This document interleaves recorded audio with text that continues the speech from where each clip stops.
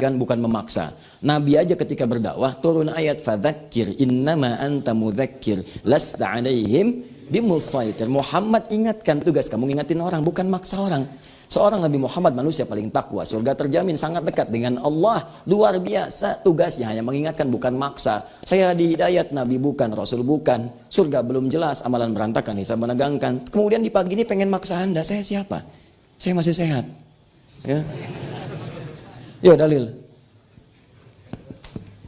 Ini kita bagi dua. Ini yang mengerjakan, ini kemudian yang tidak mengerjakan. Nah. Ada yang menolak, kemudian ada juga yang mempraktikkan. Baik, kita mulai dari yang menolak mengatakan, pertama, ini terkesan ibadah nih. Ya, jadi menilai perbuatan itu sebagai ibadah. Kalau ibadah, mesti ada contoh. Tahan. Nggak boleh dibuat-buat. Karena sesuatu yang dibuat-buat dalam ibadah itu bisa melahirkan yang disebut dengan bid'ah. Kalau sudah bid'ah itu bisa dolalah.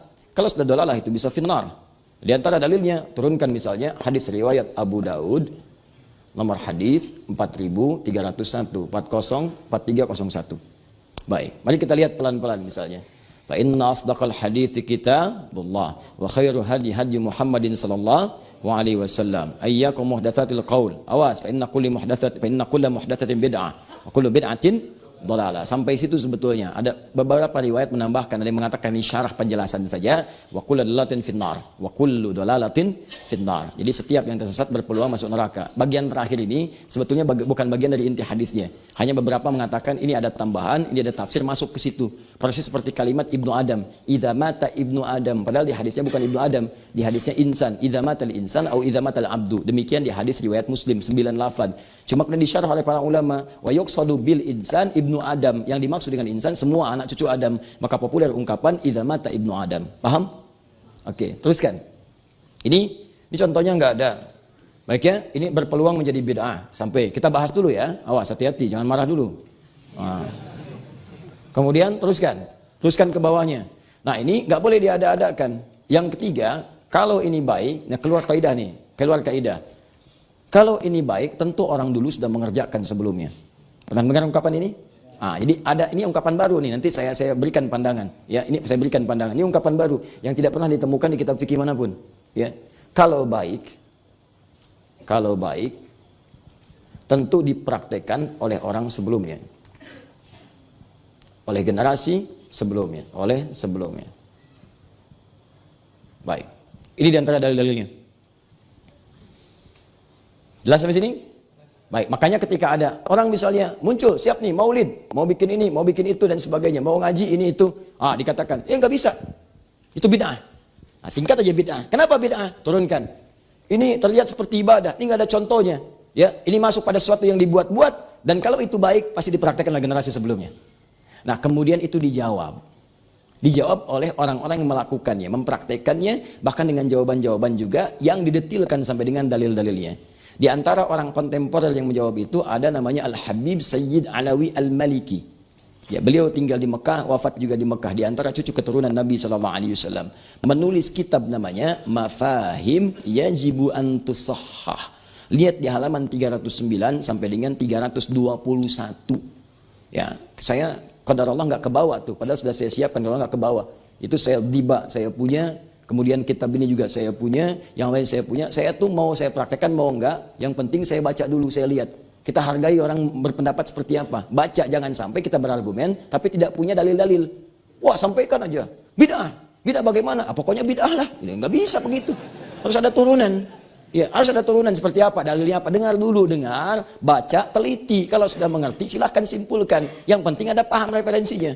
Ya, mafahim yajibu an tusahhah. Diturunkan oleh beliau. Pertama, ini ibadah, bukan. Siapa yang bilang ibadah? Kata beliau, ini bukan ibadah, ini adah, al-adatu. Beda antara ibadah dengan adah. Kalau ibadah, sebuah sudah diatur, ada ketentuan. Dari nabinya ada.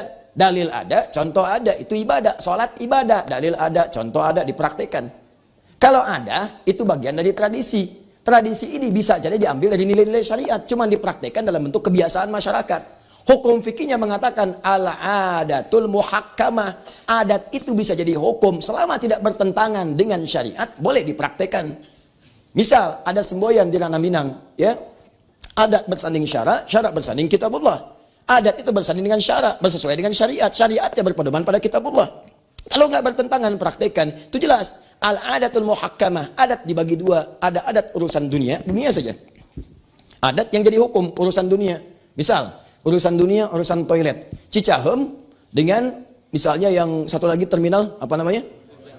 Leuwih Panjang, panjang sampai sekarang tuh ya.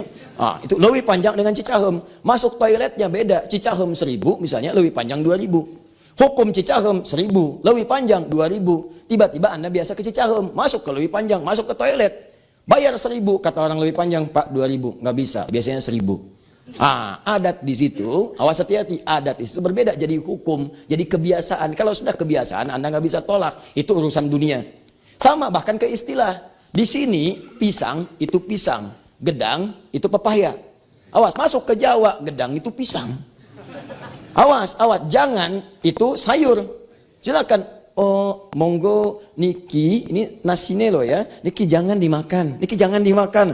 Nasi aja dimakan, sayurnya enggak. Kenapa niki jangan dimakan? Kan jangan tuh sayur. Ya.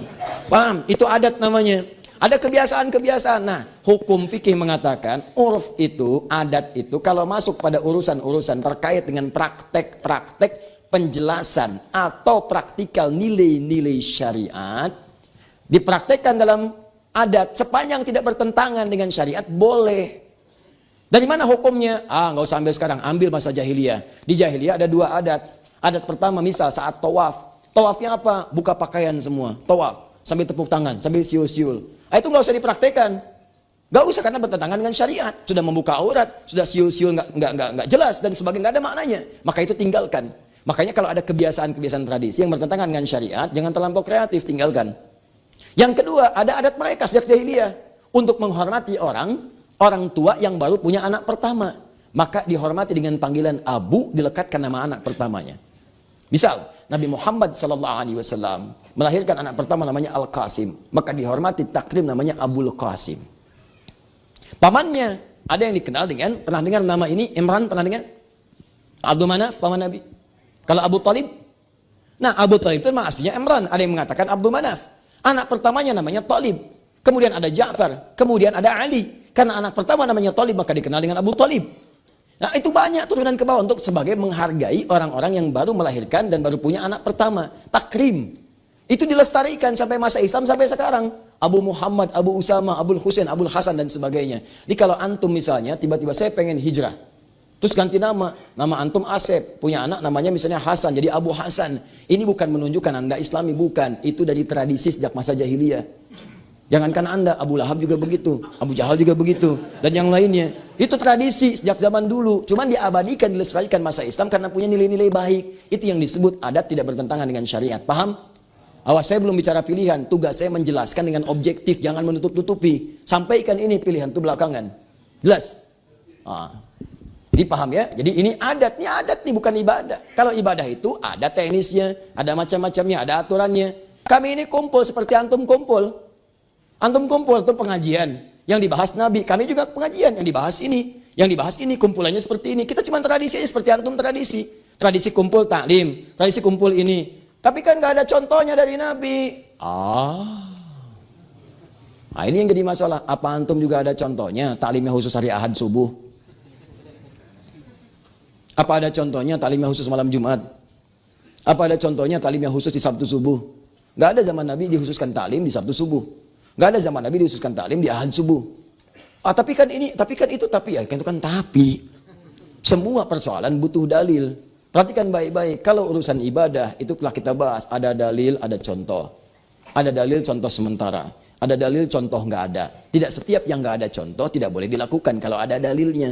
Nah ini bukan urusan ibadah, tapi ada dalil. Apa dalilnya? Untuk mengikuti membahas tuntunan Nabi. Quran surah ke-33 ayat 21, Quran surah ketiga ayat ke-31, Quran ke-9, bahkan dari ayat ke-124 sampai dengan ayat terakhirnya. Teman-teman sekalian, itu menunjukkan kemuliaan Nabi dipraktekkan dalam bentuk pertemuan-pertemuan membahas tentang Nabi. Isinya ada yang taklim, isinya ada yang pujian, isinya ada yang doa. Sama dengan antum kumpul bahas sirah, yang dibahas tentang Nabi, yang dibahas kehidupan Nabi, istri Nabi dan sebagainya. Cuma waktunya kemudian ditetapkan oleh mereka. Kapan waktunya? Yang paling afdol pas bersamaan dengan lahirnya. Kenapa bersamaan dengan itu? Karena orang mulai ingat, banyak ingat. Kalau banyak ingat, banyak mudah menghadirkan nilai-nilainya. Sama dengan begini, kapan kelahiran negara Indonesia? 17 Agustus. Ya, bulannya Agustus, tahunnya 1945. Itu bahasa Arabnya milad. Milad. Milad Muhammadiyah 18 November, sebentar lagi tuh. Tahun 1912, 18 November. Miladnya NU 31 Januari 1926. Dan sebagainya. Coba cek, negara memperingati miladnya. Disampaikan setiap 17 Agustus tuh. Bahkan hal-hal yang tidak terkait langsung pun ada. Apa misalnya? Panjat pinang. Ayo, siram sama minyak, naik lagi, merosot lagi. Kenapa sih Pak mesti bikin itu? Menanamkan nilai perjuangan. Berjuang untuk mendapatkan yang di atas, naik turun lagi. Ayo semua dicari, dijelaskan. Tapi intinya ingin menanamkan nilai-nilai yang dulu pernah terjadi di masa-masa kekinian. Kapan waktu yang paling tepat? Ketika momentumnya tiba. Saya belum pernah mendengar ada yang mengatakan, tuh milad kemerdekaan bid'ah. Ayo kalau berani. Paham sampai sini? Jadi konteksnya ini adalah masuk kepada wilayah adat.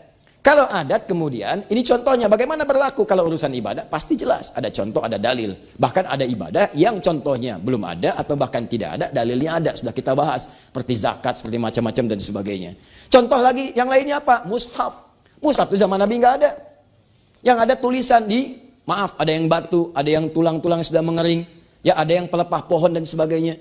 Apakah Anda mau menyebut mushaf itu bid'ah? Tidak. Sekolah sekarang yang pakai bangku, pakai macam-macam, pakai dasi, jam tangan, macam-macam waktu. Sekarang sholat antum, kalau mau konsisten antum, dalilnya ada, contohnya ada. Apa itu dalilnya? Apa itu contohnya? Keluar, pasang tongkat, tek, di lapangan. Lihat bayangannya. Nanti kalau sudah mulai mengecil, siang matahari tergelincir, lewat, kemudian bayangan lebih kecil daripada tombaknya, zuhur masuk. Kecil lagi, asar. Semakin mengecil hilang, maghrib. Semakin gelap, isya. Saya tanya pada antum, siapa yang sekarang dan masjid mana di Bandung yang kalau mau sholat pasang tombak di luar? Sekarang kemana? Jam berapa maghrib? Jam berapa kemudian isya? Jam berapa zuhur? Saya mau tanya, tunjukkan pada saya satu hadis saja tentang jam di zaman Nabi. Sholatlah kalian ketika jam 5:45. Tunjukkan pada saya. Mana dalilnya? Kalian mengatakan harus ada dalil, mana dalilnya? Mana contohnya? Oh ini nggak bisa, ini kan kias, ini apa?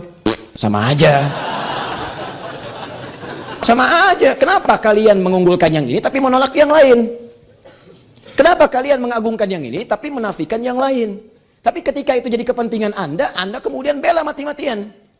Jangan seperti itu. Anda boleh tidak sepakat, tapi juga tidak harus kemudian menghadirkan Anda yang paling bagus.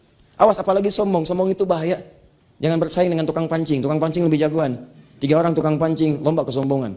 Yang satu mengatakan, nih Pami Abi mancing ayeuna. Waduh, kalau saya mancing sekarang, saya lempar. Begitu saya lempar, langsung dimakan. Tuh. Yang satu mengatakan, pancing saya, baru dimasukin umpannya begini, ikannya udah nongol. Pak, mau mancing nggak? Yang 3 cuma diem aja. Kamu gimana? Saya itu, kalau mau mancing hari Sabtu, hari Jumat, ikan datang ke rumah ngetok. Punten Pak, dupe anjing jantan mancing. Sudahlah, nggak usah seperti itu, ya. Nggak ada ujungnya. Paham ya? Dia lebih baik kita lihat dulu, dengar aja dulu, dan belum tentu juga ini pun unggul dibanding yang ini. Cuman caranya tampilkan dengan yang elegan. Itu yang paling bagus. Caranya demikian. Ini jawab, ini dalil, pakai dalil. Dalil pakai itu biasalah. Biasa diskusi dalil itu pilihan terserah Anda. Ya jangan sampai perbedaan kita membuat kita sulit untuk minum teh bersama.